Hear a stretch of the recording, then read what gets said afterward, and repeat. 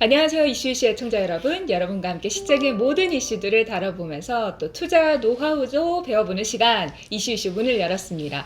최근 들어서 국내 증시가 고지전을 벌이고 있습니다. 3천선을 탈환했다가 또 줘버리고 또다시 탈환하고 줘버리고 과연 언제까지 이런 변동성 장세가 이어질지 여러분들의 투자 전략 저희와 함께 하시면서 시장 리딩해 보시면 좋을 것 같아요.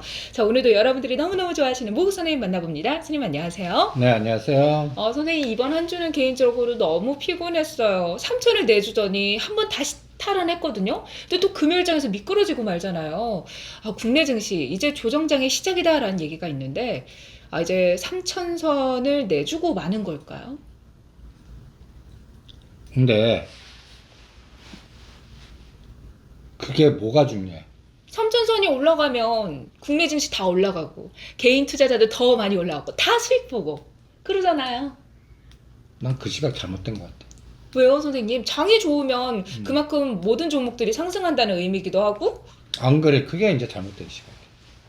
장이 올라가도 수익을 다 보는 장세가 아니다라는 말씀이신 거죠? 그리고 아주 잔인하게 얘기하면 내가 산 주식이 올라가야지 종합주가지수하고 무슨 뭐 이게 냉정한 얘기지만 지수가 올라가겠습니까? 라는 건 삼성전자나 시가상위 종목들 중심으로 올라가겠습니까? 라고 물어보는 거와 비슷하거든. 네. 그건 아닌 것 같아. 응?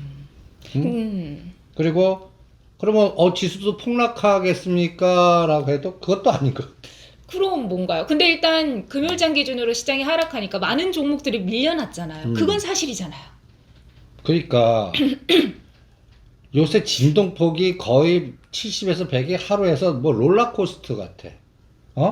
근데 삼성전자 2, 3천 원 갖고 왔다 갔다 하면서 결론은 한 달 동안의 에너지 보면 삼성전자는 8만 1,000원만 넘으면 지지해주고 그냥 9만 원부터 8만 원 사이에서 그냥 점점 고점은 낮아지고 저점은 횡보인 이런 상태인 것 같고 다른 시가상위 종목들은 점점 흘러내리는 것 같고 그러다 보니까 시가상위 종목도 갖고 계신 분들이 이런 체감 지수가 한번 3천 깼어. 그래서 돌려서 다행이다 100 올랐어.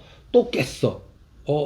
이게 몇 번 이러다 보면 뭐랄까 이제 공포감이 느끼는 분도 계실 거야. 야 이러다가 이게 붕괴되고 여기서 한번 통 빠지면 요새 100포인트가 쉽게 빠지니까 그럼 하루만 그러면 순식간에 뭐 2,700도 가고 2,500도 가고 막 이런 그런 공포감이 막 생기실 거 아니야. 근데 더 큰 공포는 사실 그거예요.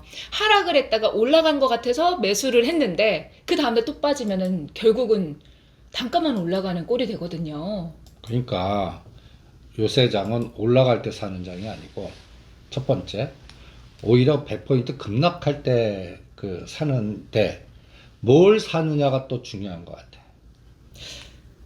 이제 또 선생님하고 우리가 이슈이슈를 오랫동안 하다 보니까 예전 같았으면 뭐가 중요한데요? 라고 여러분들 생각하셨을 텐데 저처럼 그러면 현재의 위치, 이격이 얼마나 벌어졌는지에 따라서 다르다는 말씀이시죠? 라는 말이 생각나네요. 그치. 그러니까 나는 요새 그 꼬리 흔들기의 사이즈가 조 단위로 너무 그 현물이나 선물 시장에서 외국인과 금융 투자가 하루에도 1조 샀다 1조 때렸다를 빈번히 하는 것 같아.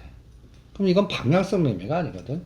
그러면서 어저께 요새 위클리 옵션 배운다며 위클리 옵션이 2천 3천 됐다가 상방에서 오늘은 위클리 옵션이 이렇게 똑같이 100포인트 빠졌는데 위클리 옵션 상승률 외과 한번 봐봐. 상승률 몇 프로 나왔어? 200%라고? 아니 오를 때 똑같이 15포인트에 100포인트 올라가는 데는 20배 30배 나더니 떨어질 때는 이건 왜 200%밖에 안 나? 왜 그런 것 같아? 글쎄요, 왜 그럴까요? 하방의 프리미엄이 두껍다는 얘기야. 그것만큼 떨어질 거라고 베팅하는 사람들이 많아서 수익을 많이 못 가져간다는 건가요? 가능성 측면에서? 그런 개념보다는 이 프리미엄이 두텁다는 얘기는 간단히 얘기해서 프리미엄이 비싸다면 한 계약 사는데 돈이 더 많이 들지. 네네. 그러니까 그만큼 그 가격대가 안 깨질 거라고 생각하는 사람들이 많다는 의미잖아요. 그러니까 두텁다는 얘기는 내 생각에는 어떤 느낌이 드냐면 이걸 사갖고 그 분기에서 따블을 먹으려고 그러면 변동성이 엄청나게 더 큰 에너지가 필요하거든. 근데 그 에너지는 잘 안 나올 것 같으니까 상방은 이미 지금 그 불안불안하니까 프레임이 얕아졌어. 그러다가 100포인트 오르면 갑자기 오 다행이야 하면서 얇아졌던 프리미엄이 급등하면서 뭐 1000%, 2000%가 왔다 갔다 하는데 하단의 프리미엄은 굉장히 두텁거든. 그러니까 이런 것들은 글쎄 나는 느낌이 어떤 느낌이냐면 삼성전자를 8만 원 지지력을 굉장히 믿는 에너지가 상당히 많은 것 같아. 설마 8만 선은 지켜주겠지라는 생각이 시장에 있다는 말씀이시죠. 그러면 만약에 8만 선이 붕괴되게 된다면 그때는 마찬가지로 프리미엄이 얇아지면서 또 시장엔 또 크게 출렁거릴 수 있겠네요. 근데 선생님은 8만 원 지지할 거라고 보시나요? 지지할 거로 보고 순간적으로 깨면 한 3천 원 정도 깼다 바로 돌릴 것 같아. 그러니까 위클리 옵션 개념으로는 아니면 기본 옵션 개념으로 두터운 거를 시간 가치로 소멸시킬 것 같아.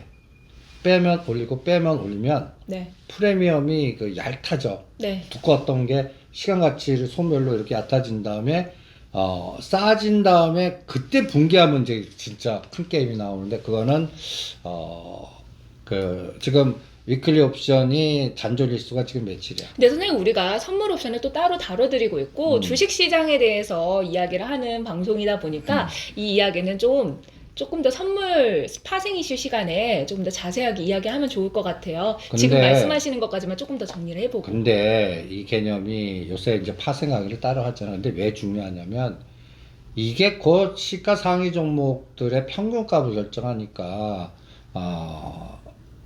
일주일 정도 그 다음 주 목요일 3월달 목요일까지가 이제 위클리 옵션의 마지막이고 그 다음 주간은 그 만기 주간 들어가기 때문에 위클리 옵션이 상장이 안 돼. 네. 그 얘기가 나는 변동성이 나오려면 다음 주에 죽여버리지.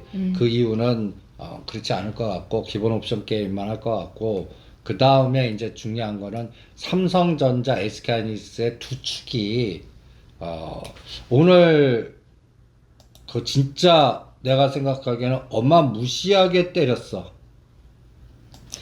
보시면 외국인이 현물에서 얼마 팔았어? 잘안 보여요. 2조 8천억. 음. 2조 8천억. 그 다음에 금융투자는 거의 8,900억. 2조 8천억을 때렸어. 선물도 6천억을 때렸고, 그 다음에 또 문제는 뭐냐면, 프로그램 비차익에서 2조를 때렸어. 그러면, 거의 2조 8천억, 2조 하면은 거의 5조 가까이 때렸거든. 네. 근데 삼성전자가 8만 2천 원을 지지했어. 다른 것들은, 그러니까 상대적으로 다른 것들이 많이 망가졌다는 얘기지. 응? SK하이닉스 14만 원, 삼성전자 8만 2천 원.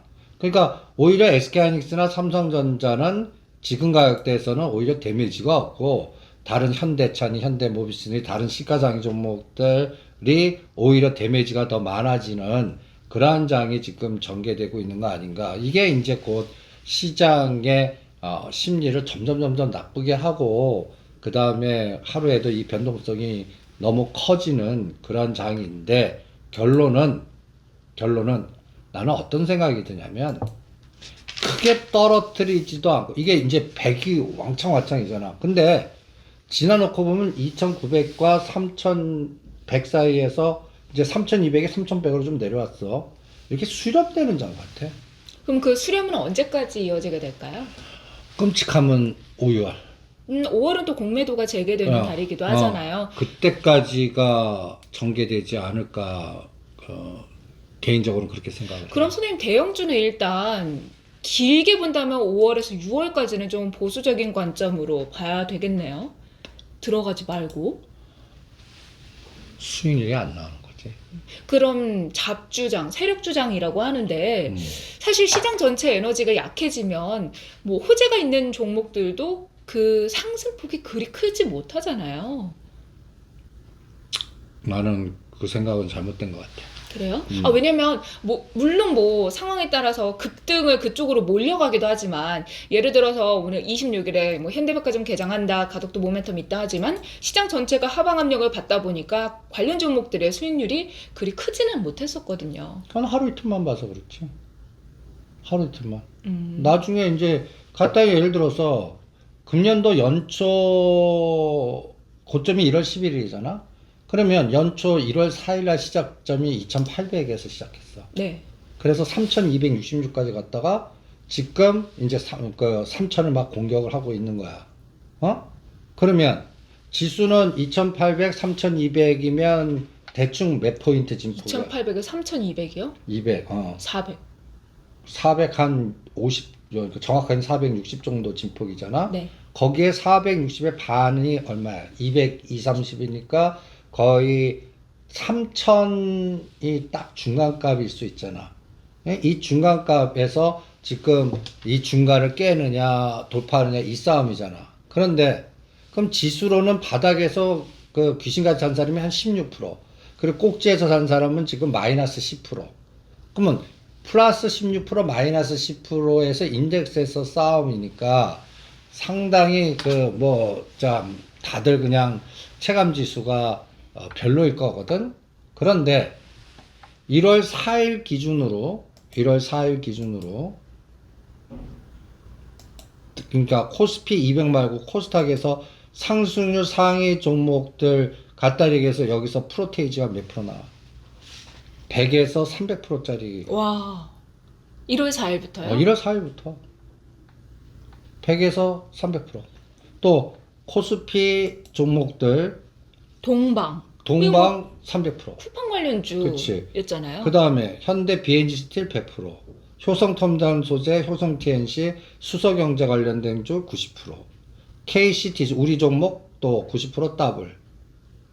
지금 개별 종목들 중심으로는 약간 테마성이니까, 그러니까 질이 나빠요. 중소형주 테마성으로 그것도 압축해서 쿠팡 관련주, 물류 관련주, 그 다음에 또 결제 관련주. 다날도 또 다날도 수익을 크게 준 종목인데 그치? 오늘 또 한국정보금융으로 그치. 선생님이 이동하라고 하셨는데 금융이 또 오늘 장중에 20% 넘게 상승을 했어요. 그치. 그리고 우량주에서는 10%, 15%보다 한 3배에서 5배 가는 30에서 60%짜리가 좋은 종목, FNF, 대한유화, 라겐나, 롯데강강, 우리 롯데강강을 다 팔아드렸지. 그 다음에 넥센타이어. 그러니까 종목으로 접근해서 보면 시가 상위 한 50개 종목은 코스닥은 박살을 내고, 시장 자체의 분위기는 박살이 나지만 그 중에서 작년도에 소외됐던 거거나 나빴던 것 중에서 뭔가 새로운 테마의 에너지를 형성했던 것들이 알게 모르게 50에서 100%짜리가 많아요. 그럼 선생님 전에 안 가고 새로운 테마를 형성하는 종목들이 잘 간다고 하셨잖아요. 근데 최근 들어서 되게 상승을 많이 했던 카카오가 또 액면 분할을 한다고 하는데 좀 이런 부분은 모멘텀이 되면서 주가에 어떤 영향을 주게 될까요? 나는 액면 분할은 그 팔아먹는 수법 같아. 사실 액면 분할을 저주라고 삼성전자도 처음에 액면 분할하고 나서 주수 많아졌다 하면서 하락을 하더니 결국은 상승을 했고 아모레퍼시픽도 그랬잖아요. 그러니까 갖다 얘기해서 5분의 1이니까 50만 원이 10만 원 된 거거든. 싸졌다. 그러니까 접근성이 쉬워. 근데 나는 7만 원, 8만 원, 그러니까 그 사이 오면 할래, 가까워. 10만 원이 9만, 그러니까 8만 원, 10만 원 사이는 안 할래. 왜요? 이제 10만 원만 넘어가면은 그 물량 물려준 것 중에 그동안 그 보이지 않는 설계한 애들이 그리고 또 30만 원 단에서 산 6만 원 단, 그러니까 6만 원 단이나 그 아래 산 사람들이 싸게 이렇게 하면 적군들이 개미들 이제 소액구자들 많이 거기다 계속 엎어버릴 것 같아. 올라오면 엎어버리고 올라오면 수익 실현하고 해서 주가가 상승을 하긴 좀 힘들 거다 한동안. 그러니까 가격이 7, 8만 원 7자 보이면 그러면 대충 35에서 40만 원 사이는 매력이 있는 것 같고.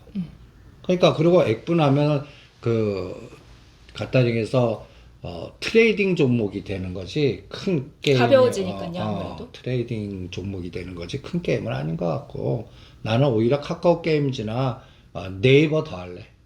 카카오, 근데 네이버도 수익 실현했었잖아요, 다. 그럼 이제 지금 조정 시에 들어가도 괜찮다는 말씀이신가요? 아니지. 그러니까 조정해야 들어가지. 지금은 아니다. 네이버도 40만 원 상당하면 이게 이제 35만 원에서 33만 원 사이에서는 할래. 35만 원에서 33만 원. 그리고 또 40만 원 오면 때릴래. 그럼 이 개념이 뭐야? 목표 수익률 잡고 트레이딩하고 눌림목 매수하겠다는 얘기지. 그러니까 큰 게임 안 보는 거야. 시가상위 종목들은 오히려 상반기는 난 큰 게임 안 봐. 그리고 오히려 그동안 소외주였거나 정책 관련주들 중에 중소형주들 중에 우리가 이제 그 다날 이 바닥에서 더블 이상 갔잖아. 이런 종목들 찾기 게임 같아. 그럼 선생님, 그 다음 섹터에 갈 만한 종목은 뭘까요? 제 생각에는 가덕도 그게 통과가 되면서 아마 월요일장은 쉬니까 화요일장에 좋은 움직임을 보이지 않을까 좀 기대가 되기도 하거든요. 그러니까 이제 본격 통과가 됐어. 거기에서 어떤 종목으로 선별화하느냐가 중요하겠지. 오늘 이미 시간 외에서 시간 내에서는 아직까지는 그쪽 에너지는 나오진 않아. 어저께 나왔었지. 어저께 나왔었고, 나는 어떤 느낌이, 오늘, 그 다 통과될 줄 알았거든. 그러니까 오늘 아침에 오히려 그 때리는 감각이 더, 그러니까 아침에 우리가 그 전략 세울 때 아침에 뭐 30% 정도 선에서 일단 때리고 다시 사세요. 뭐 이런 감각으로. 그리고 오히려 철강 건자재에서 오늘 하이스틸이 엄청나게 급등을 했어요. 네. 이것도 품절주 성격으로 또 그쪽 연골고리로 해드린 종목인데, 그러니까 종목을 자꾸 바꾸는 것 같아. 종목을. 그러니까 여기 보면 하이스틸 오늘 봐봐. 플러스 5,000원, 23%. 와, 오늘 같은 장에 상승을 하면 이거 갖고 계신 분들 진짜 기분 좋으셨겠다. 그렇지? 네. 우리가 15,000원대 세팅해고 3만 원 무조건 갑니다 했던 종목이야. 근데 이제 27,000원이 됐어. 그러니까 핀셋으로 이 장이 한꺼번에 군집화해서 다 가는 장이 아닌 것 같아. 같은 테마에서도 한두 개 먼저 올리고 다른 건 죽었다가 먼저 간 종목 쉴 때 밑에 거 다시 올려서 선수 교체를 계속하면서 순환시키는 장이지, 옛날 같이 누구 정치 인맥 관련주 테마면 같이 군집 현상돼서 3개 5개가 막 사각같이 우르르 가는 장은 아니다. 근데 그런 장이 좋긴 했는데. 근데 지금 장은 그런 에너지는 솔직히 안 나오는 거. 근데 왜 그런 거예요, 선생님? 거래량이라든가 이제 뭐 외국인들이 안 들어오고 뭐 그래서 그런 건가요? 불확성이 다 제거 안 된 거지. 뭐 그러면 미국 시장이 이미 왕창 부러졌어. 급락을 한 거야. 그런데 우리가 거기서부터 이런 테마가 되면 진짜 군집 현상이 되면서 팍 갈 것 같아. 이미 다 부러진 상태에서는. 근데 내가 그러니까 이 바닥에 어떤 선수나 부티크나 사모펀드가 이걸 막 땡겼어. 근데 그 사이 미국 시장 뿌려봐. 그럼 지만 사고 엎어버릴 사람들이 하나도 없는 거야. 그럼 지도 당하는 거지. 그러니까 지금 뭐라 그럴까, 그 매도 설계를 하는 어떤 집단군이 있다면 뭐 사모펀드나 펀드 매니저나 이런 사람들은 매수 시각보다는 매도 시각으로 디자인하거든. 이거를 내가 갖고 있는 걸 팔아야 되니까요. 잘 팔아서 환경을 잘 조성시켜서 일반 투자자 쫙 온 다음에 거기다 편하게 나눠준다는 스타일로 편하게 나눠줘. 그러한 너 보시래가 이거 드세요 하면서 지는 빠져나오는 이런 스타일 하려고 그러면 불확실성이 제거돼야 되거든. 그러면서 뭔가 쫙 붙는 에너지가 나와야 되는데, 동학개미가 요새 완전히 그냥 다 비트코인으로 갔대요. 하지 말고, 그거는 뭐 말로 알지. 기사에서 봤는데. 그거는 언론도 믿지 좀 마. 저 언론에 있었는데 어떻게 언론을 믿지 마요. 언론도 나는 보이지 않게 시장 조성하거나 약간 자기 편향적으로 쓰는 경우도 많거든. 그러니까 비트코인 거기도 나는 큰 문제 될 것 같아. 우리 손님 너무 신기한 게 우리가 비트코인 얘기하면서 앨런 머스크가 중국하고 연결돼서 이렇게 했을 것이다 뭐 이런 얘기를 하고 나서 비트코인 엄청 상승했잖아요. 그러면서 일부 기사에 그 얘기 나온 거 있더라고요. 뭔가 모종의 협약이 있었을 거다. 근데 나는 이제 비트코인 반토막 낼 것 같아. 아 그래요? 6천만 원까지 갔으면 이제 됐어. 우리가 500만 원에서 집중해갖고 그때 샀어야 되는데 선생님께서 비트코인 500만 원대 아 조금 담아봐요 하셨는데 그치, 각자 1,000만에서 네. 2천만 담아놓고 2천만 원 이상 도파할 때까지는 단타도 하지 마시고 했던 사람들만 큰 돈 번 거고 그 다음에 지금 6천만 원에서 그 1억 간다고 막 그 흥분 그건 난 설계자들이 있는 것 같아. 그리고 거기에는 아크 인베스트도 있고 앨런 머스크도 연결돼 있고 막 이런데 내가 가장 걱정하는 게 지금 테슬라가 급락하고 있거든. 맞아요. 테슬라가 급락하고 있어. 그리고 테슬라 급락 뒤에는 이제 또 중국이 있는 것 같아.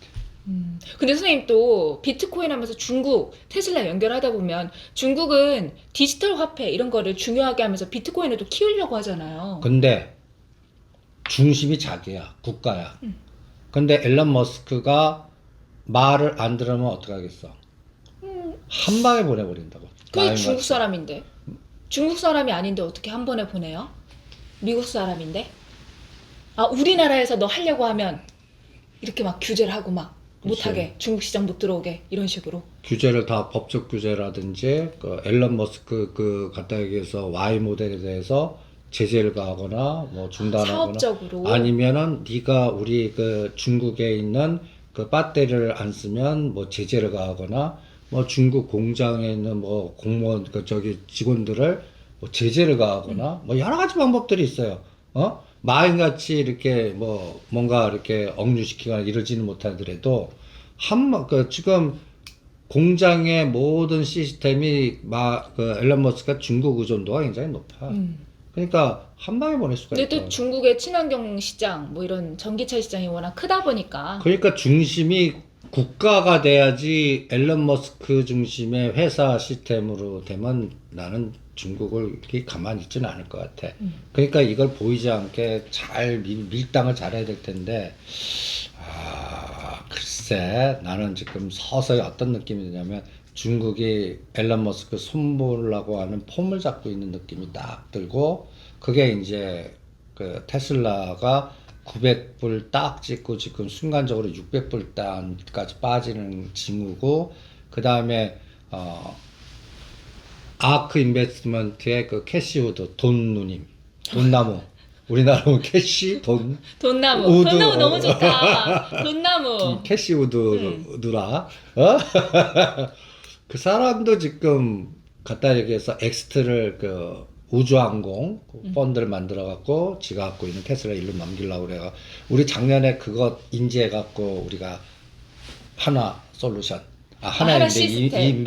하나 시스템 하나 에어로스페이스 그치. 하나 시스템 그걸 했는데 세트랙 아이 요새는 그쪽이 노이즈가 많이 생기는 것 같아. 또 적이 또 많이 생기는 것 같아. 그래도 선생님 시장 대비 뭐 하나 시스템이나 뭐 이런 것도 그래도 뭐 완전 무너지진 않고 고가권에 유지를 잘 하고 있는데 보유하고 계신 분들은 그러면 좀 어떻게 할까요? 나는 매도 원하고 싶어. 그리고 한 10년 저는 우주항공 테마를 10년 정도 보고 있어요 하시는 분들도요? 그럼 뭘 얘기를 해? 그래서. 왜냐하면 댓글 중에 저는 우주항공 길게 보고 이게 정말 미래 먹거리 산업이라고 생각을 하는데 지금 매도를 하라고 하니까 워렌 버핏 그런 분 처음 본다 나. 진짜 그렇게 하세요. 진짜. 그거는 이 초심 그러니까 나는 내가 어떤 느낌이 드냐면 이 종목 먹고 나 따라와서 한 3년간 가자. 그리고 한 1년 내내 뒤돌면 하나도 없어. 왜 선생님도 되게 잘 따라가고 있는 거 있잖아요. KT. 처음에 KT 단탄으로 너무 힘들었어요. 50원 수익 보고 막 150원 손실 보고. 그런 사람들이 하나도 없는데 야 10년을 본다고? 대단하다. 네, 그러면 좀 길게 보시는 분들은 또 지금의 차트라든가 이런 거랑은 또 다른 관점에서 보시고 그 본인의 신념대로 또 투자를 해보시는 것도 좋을 것 같아요. 그 정도라면 뭐 10,000원, 20,000원 빠지는데 무슨 상관이야? 근데 흔들려. 아니 그러니까 그런 시각이면 10,000원 빠져라 그러세요. 더 적은 돈은 난 더 많이 산다. 사고방식이, 백주밖에 못 살고 반토막 되면 두 배, 200주 사잖아. 10년의 큰 틀이라면 오히려, 그렇게 하는 게, 그러니까 이런 적립시계 때는 어떤 전략이 가장 좋은지 알아? 45도로 우상향으로 계속 올라가는 건 제일 나쁜 시나리오야. 단가가 높아지니까. 단가 높아지고 그럼 수익률도 크게 안 나. 그러면 내가 살 동안 계속 빠지는 거야. 음. 5년 동안 계속 빠져. 근데 선생님, 내가 살 때는 올라가 있는데 내가 사면 빠지고 또 내가 살라고 하면 갈 것 같아서 올라와 있고 그런 경우는 어떻게 해요? 그래도 적립식을 꾸준히 계속 그런 멘탈 흔들리지 않고 그러면 계속 많이 쌓이잖아. 그래 놓고 딱 3년 남겨놓고 수직으로 이게 최고의 수익률. 베스트다. 그게, 근데 문제는 10년 동안 이렇게 되면. 그런 종목도 몇 개 있어요. 그치? 그러면 완전히 그냥 나의 그 투자 운빨에 있어요. 그러면 그런 분은 10년 딱 지어 멘탈 흔들린다. 아니 근데 그래도 흔들려요.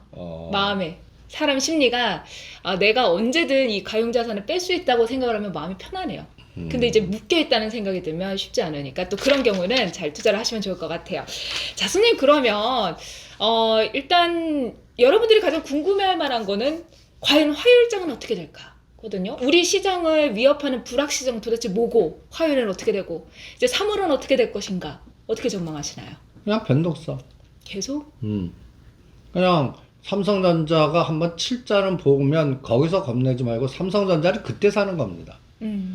그동안 왜 사셨어요? 내가 팔아요. 다 높습니다. 이 방송을 통해서 85,000원에서 95,000원 산 사람들, 그러니까 특히 6만원과 7만원 산 사람들이 그 수익률이 20% 난 거, 85,000원과 9만원대, 그거 다 녹아날 수도 있으니까, 그냥 일단 챙기고, 좀 뭐랄까 공매도가 재개되거나 한 2, 4분기 실적까지 1, 4분기나 2, 4분기 실적 확인하고 하십시오 라는 얘기를 계속해 드린 게 파생의 시스템 구조 보면 거기서 나왔었거든. 그리고 외국인들이나 금융투자가 저렇게 주구장창 파는데 그냥 동학개미니 뭐 슈퍼랠리니 나는 그러한 어널리스트 분석하신 분들은 혼나야 돼. 왜 동학개비가 총알바지냐고 막 그런 얘기도 있더라고요. 아니, 그러니까 완전히 지금 호구 잡혔던 거야. 그냥 오히려 지금 8만 원 깨면 나는 그때부터 이제 삼성전자는 사자라고 그럴 거야. 8만 원이 깨지면 아니 그 8만 원 초입부터 한 7만 5천 원 사이에서 거기서는 사도 되지 않을까라는 생각이 들어요. 그럼 선생님 지금 보유하고 계신 분들은 추가 매수의 시점을 언제로 잡아야 될까요? 좀 나오긴 좀 애매하고 물타기 하고 싶어요 하시는 분들도 계실 거거든요. 그러니까 7자 보일 때 하시고 한 번에 사지 말고. 한 번에 사지 말고 그리고 근데 나는 삼성전자 안 살래. 선생님은? 오히려 난 KT 살래. 오히려. 선생님 KT 이슈 한도 풀릴 수 있다고 하면서 상승을 강하게 하더니 이제 옆으로 약간 나란히 하고 있어요. KT의 이런 움직임 그리고 KT 계열사 과연 어떻게 될까요? KT 계열사 중에 벌써 KTH는 어마무시하게 갔지. 게임 끝났잖아요. 근데 이제 남은 게 KTIS, KT 썸마린 이제 이런 것들이 남은데 KT 썸마린은 약간 좀 가덕도라든지 해저 터널이라든지 해저 케이블이라든지 빅데이터 큰 공장 센터를 빅데이터 센터를 막 짓는 에너지들 이런 것들이 등장을 해야 가능하겠지. 그리고 또 하나 KT 썸마린은 M&A 제로가 있어. 저번에 LS 그룹하고 진행을 한다라고 얘기가 나오다가 또 무산됐는지. 그거는 LS는 갖고 갈 수가 없고. 그럼 어느 단? 제가 종목 게시판 들어가는 걸 되게 좋아하는데 들어가면 삼성이 가져가나 막 이런 얘기가 있어요. 삼성은 그거 안 갖고 와. 그럼 누가 가져갈까요? 갖고 가려고 그러면 현대중공업 정도나 아니면 비즈니스 툴로 뭐 두산그룹, 현대중공업 그 다음에 현대차그룹이 갖고 가면 제일 좋은데 그건 또 이게 겹치는 부분이 없어. 그래서 나는 가장 유력한 거는 현대중공업 뭐 이게 가능하고 그 다음에 이 KT 썸마린의 큰 게임은 나는 솔직히 해저 케이블이지만 이게 해저 터널 그때 제주도랑 연결 말씀하셨었잖아요.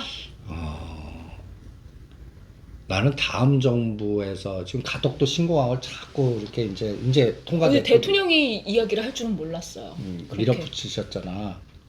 나는 앞으로 이게 이제 지금 우리 세대들이 간 다음 가지마. 어딜 가. 안 돼. 우리 세대들 이제 50 시대들이 이제 10년 지나면 많이들 갑니다. 요즘 130세까지 그래도 삽니다. 여기서 가는 게 이제 돌아간다는 은퇴한다는 얘기죠. 아니 그러니까 앞만 떠들어도 이제 먹혀 들어가지는 그런 세대가 이제 갈 때 어떤 세상이 될 것 같냐면 북한하고 왕래하고 좀 약간 친일 그 반일 친일 이게 굉장히 날카롭잖아. 앞으로 10년 후에는 그게 좀 무뎌지는 것 같아. 일본 세대도 그렇고 우리 세대도 그렇고 역사 의식이 이제 그 공부한다고 그래도 체감 지수의 느낌이나 우리가 아버님 선대에서 배웠던 그 여러 가지 상황들 그런 것들이 다 무뎌져 갖고 그러니까 세대 교체가 이루어지면서 자연스럽게 그러면서 어떤 나는 진짜 한일 해저 터널이나 그냥 한중 해저 터널을 시도하려고 하는 움직임이 있을 것 같아. 그걸 좀 길게 봐야겠네. 그러니까 10년 봐야 돼요. 10년? 10년 정도 봐. 영국하고 프랑스하고 역사를 보면 완전히 그냥 전쟁하느라고 그런데 좀 완전히 그 두바이인가 가서 왔다 갔다 하잖아. 그런 거 같이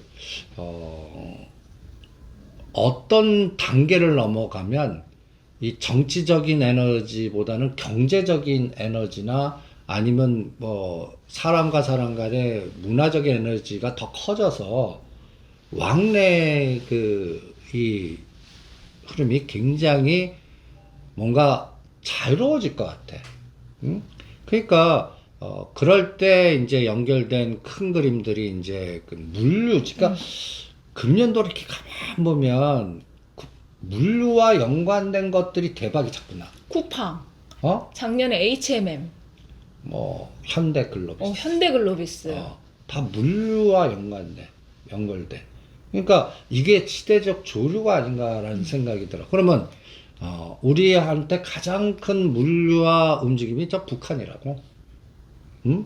지금 여러 가지 상황에서 뭐 북한 하면 방북도 우리 세대는 이게 잘 안 돼. 우리 때는 저 빨갱이라고 표현했어 오히려. 네. 우리 고등학교 교련복 입고 총칼 그 군도 훈련도 하고 네. 이런 세대에 산 사람이 지금 이게 저기 그 북한하고 뭐 하다 그러면 이게 안 되거든. 그런데 이제 지금 2000년 이후에 나신 분들.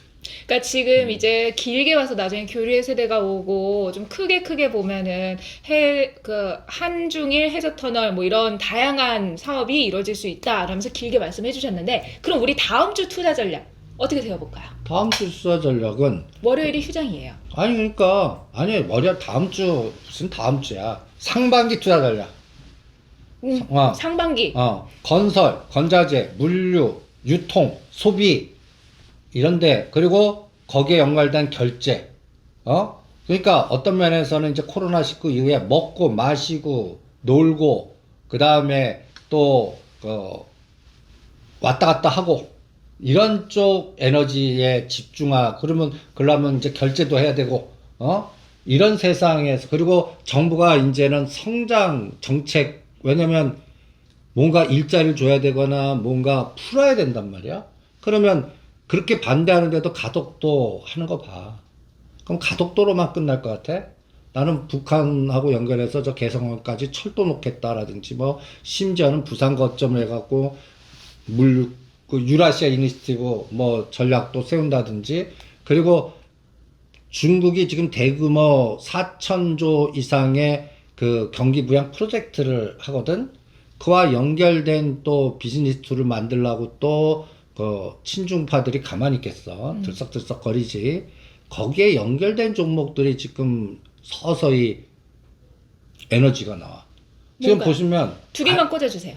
알색 관련주 해갖고 지금 벌써 영업무역, FNF, 그 다음에 또 한세실업 이런 것들도 큰 틀을 하면은 그 새로운 유통 물류와 연관되고 그 다음에 또 뭐 RCEP, CPTPP 연결된 뭔가 하나의 그동안 눌렀던 에너지가 분출하는 것 같거든. 그러니까 주도주의 물주기가 나는 바뀌지 않았나. 그러니까 금년도는 나는 지수 쳐다보지 마라. 네. 그 다음에 우상향으로 벌써 가고 있는 종목들 중에 조정시에 사는데 그거 기준을 나는 120일선을 땅으로 봐. 120 밑에는 지하. 그럼 120에서 100% 넘는 건 10층. 그럼 1층, 2층에 있는 것들을 사서 계속 뭐 3층, 5층 이렇게 갈 수 있는. 그러면 5층은 50%, 7층은 70% 이렇게 비교할 수 있잖아. 그래서 에너지가 바로 쭉 가지 않거든. 네. 그러면 올랐다 떨어졌다 올랐다 떨어졌다 할 때 그러한 쪽 섹터를 떨어졌을 때 지수가 급락할 때 이런 사는 세상이고 네. 그 다음에 한 축은 그냥 시가상의 종목 갖고 롱숏만 하는 거야. 응? 박스에서. 그러니까 그거는 옵션 양매수로 커버하거나 변동성 지수로 레버리지를 일으키는 그런 그 보조 전략으로만 가고. 그래서 이런 전략을 구분하는 게 중요하지. 네. 뭐 전체적으로 지수를 어떻게 보십니까? 그 아무 의미 없는 질문 같아. 또 지수가 하락을 하다 보니까 이제 코스피 조정 이어지나 보다. 우리는 수익을 볼 수 없다라면서 많은 분들이 또 두려워하시는 것 같아요. 어떻게 보면. 하지만 이제 시장의 지수 자체에 연연하지 말고 내가 갈 만한 종목을 가지고 있는지, 지금 내가 가지고 있는 종목의 위치가 위험한 건 아닌지, 그리고 주도 섹터 안에 있는지 체크를 하시면서 대응하시면 지수가 조정을 받아도 또 편안하게 매매하시면서 수익을 잘 낼 수 있지 않을까라는 생각을 전해봅니다. 자, 오늘 저희가 준비한 내용 여기까지고요. 저희는 다음 시간에 찾아뵐게요. 여러분 구독과 좋아요 많이 눌러주시고요. 저희는 다음 시간에 뵐게요. 여러분 안녕.